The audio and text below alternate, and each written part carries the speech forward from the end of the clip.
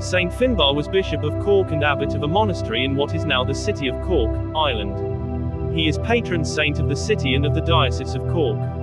Several lives of this saint have been written. According to these, the saint's original name was Lóchán, but when he went as a young man, to be tonsured as a monk for the first time, the man shaving his head said, "The hair of this servant of God is beautiful."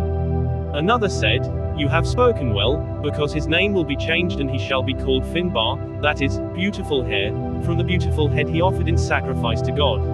So he was called Finbarr by some and Barra by others, Barra being generally used in the Irish language. Finbarr was the son of a metal worker. He studied in the monastic school and was ordained. On completion of his education he returned home and lived for some time on an island in the small lake then called Lochan. He founded a number of schools in the surrounding area. He did not hesitate to join in the manual work of constructing the buildings for his community.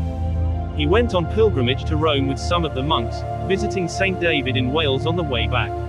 Whilst there are also many places in Scotland that have the name Barra, this is probably more due to missionary journeys made by Finbarr's disciples than to journeys made by himself. He settled for about the last 17 years of his life as bishop, in the area then known as the Great Marsh of Munster, now the city of Cork, where he gathered around him monks and students. This became an important centre of learning, giving rise to the phrase, "Where Finbarr taught, let Munster learn," which is now the motto of today's University of Cork.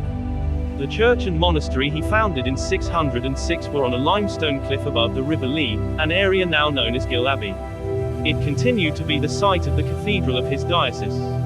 Finbarr died at Cloyne, while returning from a visit to Barra. He was buried in the cemetery attached to his cathedral in Cork.